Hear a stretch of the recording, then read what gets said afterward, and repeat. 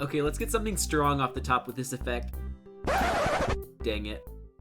Hey everybody, recently I've been playing Auraq and Kibble. It's honestly been a blast. When I first saw this hero, I thought it would be D tier for sure, but while the effect is unpredictable, I found that playing characters with uneven stats isn't too hard if you do it right, and even if you just hit some of your medium strength characters off the top, you can still go toe to toe with the other decks. I lost my first 2 games as I was figuring things out, but now things have been pretty solid and I'm in the middle of a huge win streak. I'm gonna build this deck out as I explain it so you can get a better idea of the roles the different cards fill. Ouroboros Trickster and Studious Disciple are your worst pulls off the top, but they're your fastest ways to get counters. If you open up both of these, you'll almost always have Auraq active on the start of day 3, because you can play both of these cards on day 1 together and then on day 2 as well, with 2 mana left and plenty of cards in the deck that can get the last counter. Esmeralda and Scald are your next worst cards to pull off the top with Auraq, but they're also very good to help you get counters early and curve out. And from this point on, all the other cards are pretty much fine to get off the top because they have at least 3 in stats for 2 regions, and if you place them right, they might as well be 3 worth of stats for all regions. And if you can get this twice, 6 worth of stats is already on par with most of the other heroes. For the middle of the deck, we're running Hathor and Pathfinder as some of the 2-drops with the best stats, and Lyra Chronicler and Tanuki for 3-cost characters. At the top of the followers with 0 stats, we have 2 Mighty Jinn and 2 Hatter, which you mostly want to pull with Auraq, but they can be good from the hand in some situations. As for cards without 0 stats, we also have 3 Cernunnos and 2 Yongsu to help us bully our opponents on the first day and have access to power plays. I went with this ratio because Cernunnos is both slightly better off the top and on day 1, which are both very important.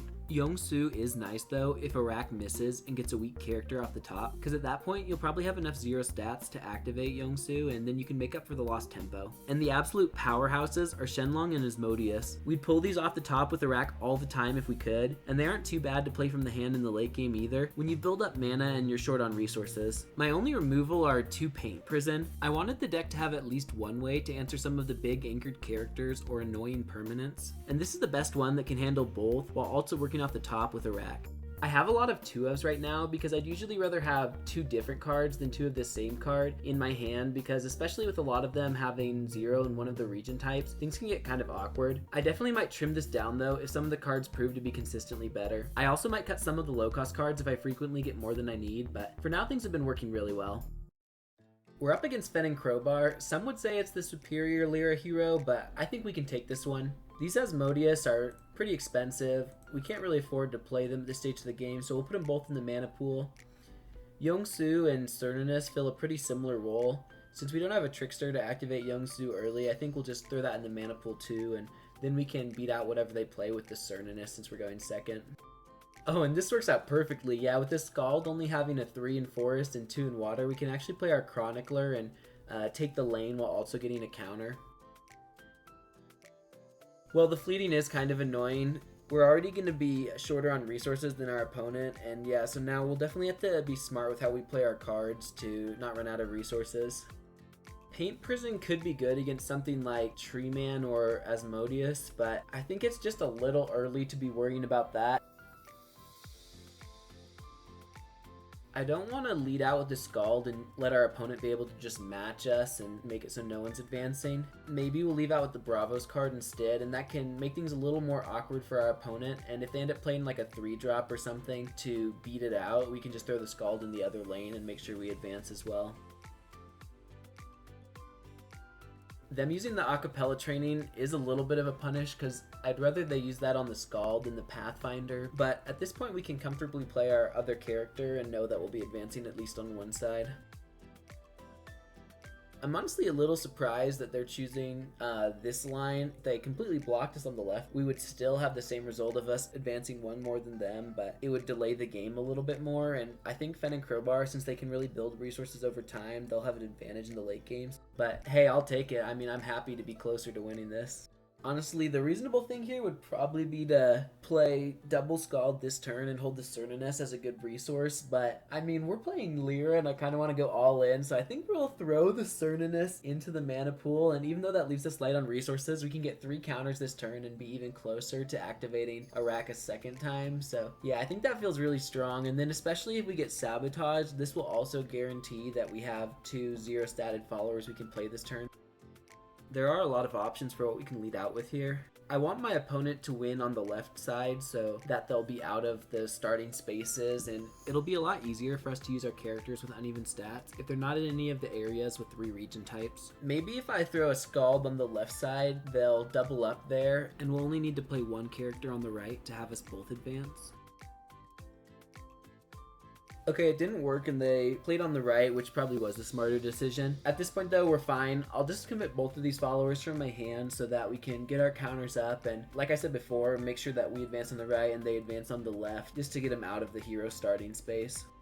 We're ahead by 2 because of some good early turns, so I'm feeling pretty comfortable, and we have our hero effect online.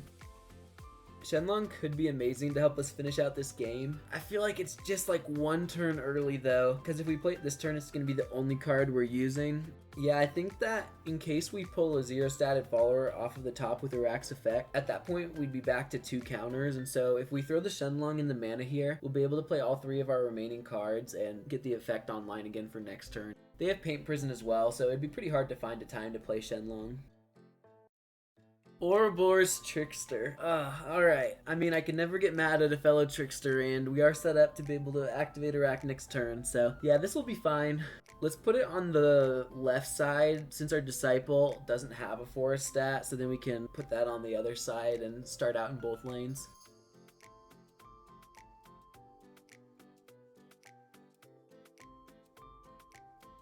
Okay, looking at their reserve, I probably should have played Scald first because it's a lot more enticing sabotage target, and I doubt they would have played a sabotage on a 0/1/1. So if they do sabotage us now, we'll be really sad because we won't be able to get Auraq's effect online.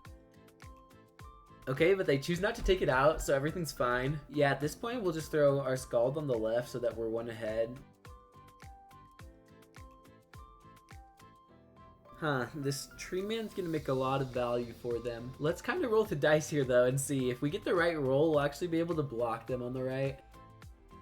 Alright, it's just gonna be 1 buff. That's fine, we'll keep our 2 advancement lead. And with all this bad luck, I mean, I guess we're due for Shenlong or Asmodeus off the top.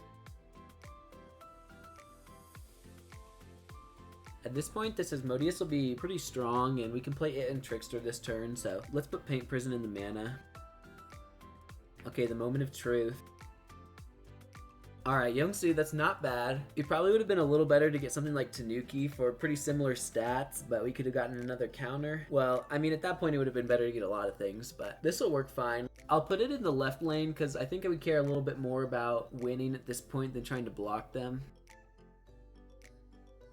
Okay, this is really good. Yeah, with just 3 mana left, there's no way they'll be able to play Paint Prison if we do the Trickster first. So yeah, we'll lead out with Trickster to get ahead on the left side, and then we'll be guaranteed to take a lane with Asmodeus.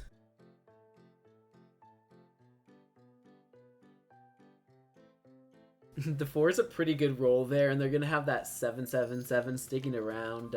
We can take either side right now with Asmodeus, regardless of our roll. I think, though, in case we get anchored, I'll want to put it on the right so that we will be ahead in that lane at the start of next turn instead of already being behind because of their anchored follower.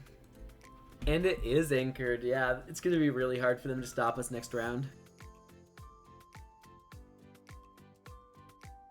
We have the Trickster Youngsu combo in the reserve, which is really strong, but at this point, I think Shenlong would probably be stronger than Youngsu. It would be pretty good since they'll have 2 things they want to use Paint Prison on at that point.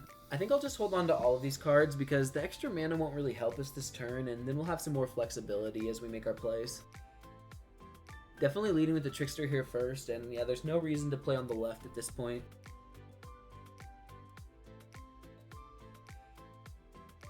Alright, they've got Asmodeus as well. Kind of hoping they get anchored here. They got the buff, so they're at 8 in stats. But actually at this point, they only have 2 mana left, so Paint Prison's not even a worry. So yeah, honestly at this point, if we jam Shenlong, I don't think there's going to be any way they can stop us. That puts us, yeah, 6 ahead on the right side. Yeah, and they pass right back to us, so we're going to be taking this game. Another win for Auraq and Kibble. And the shenanigans continued. I faced Laoshiman, the #1 ranked player in the Egg Salts League. I relied on Auraq and Kibble's effect, and I got another Trickster. But then I got Asmodeus, and I won. I faced another Fen, and when it was time for my hero effect, it gave me another Trickster, but I won anyway. Then I changed my name. because I was starting to think there must be a correlation. And guess what? It didn't work. Until it finally did, and I got that coveted Shenlong for free off the top of the deck. I'd achieved a 7-win streak, taking down heroes including Fen Crowbar, Kojo and Buddha, and Sigismar and Wingspan, among others, which all brought me to this pivotal next match against Teija and Nauraa. By day 3, we'd both advanced once on each side. I played my Tricksters first to see what they'd roll and so that I could save Hathor for a big last play. It worked perfectly. With a false sense of security, my opponent played a second Shroom instead of the Axiom Scrambler, and I was able to take both sides. All these anchored characters would be annoying, but with Auraq's effect online, I thought I'd be fine. But no, it was Studious Disciple at the worst time, and to think, I'd been complaining about Tricksters, but if I got one of those, at least it would have activated Yongsu. I could win with Yongsu and Paint Prison on the right, but that might encourage them to play another character and then I'd have no way to take a lane. So instead I decided to play Yongsu on the left, hoping that they might anchor the Shroom or something, which they actually did, and then we were able to remove it and get rid of that anchored character and also take the left side. With half as many advancements needed to win, I was still feeling pretty good, and the Shenlong off the top was great since I was running out of resources. Going first, I had to play out my whole hand pretty quickly, so I was just hoping my opponent would go for the right side and we'd at least trade lanes. Which happened, making us just one advancement away from victory. These draws really didn't help. I didn't have a 2-drop that I could play with Shenlong, so at this point my only real options were to go Jin and Tanuki this turn or play just Shenlong. And since I was going second, Tanuki didn't seem that great. I ended up just keeping everything though so I can keep my options open. They lead with Yongsu, which makes the Tanuki line a lot worse, and so at this point I just choose to play Shenlong, knowing that our opponent only had one card left after their last turn. I'm just hoping that it wasn't a Beauty Sleep that they were holding on to, or that they didn't draw into it this turn. But they had it, and suddenly what I thought was a sure victory was leaving us on an even playing field. We were going into turn 7, just one advancement away from victory each, and they had an Anchor Shroom, but we still had our Shenlong. I knew that I had to get rid of this Beauty Sleep with Tanuki, and at this point I was kind of wishing I had put the Jin in the mana last turn so that I'd have 9 mana this turn. They took the lead on the right with Cernunnos, and I knew our best way to take it back was playing the Hatter. But, surprise, they had Daughter of Yggdrasil as well, which would push us into the tiebreaker. After 7 straight wins, this was the closest I'd gotten to losing my streak. At this point, I was thinking our best chance to win was to use Tanuki on one of their 3-drops, then hopefully if we played Shenlong, they wouldn't have good enough cards in their hand to win. Munadruid definitely wasn't the worst card to see, and with that, I was able to play Shenlong and get ahead in all 3 regions. But another Daughter of Yggdrasil would turn things around, and with that, Piper would end our streak. Do you think there's anything I could have done differently to win this game? Let me know in the comments below. I had a ton of fun playing Auraq and Kibble, and I honestly think they're pretty viable. If you enjoy videos like these, make sure to leave a like and subscribe for future content.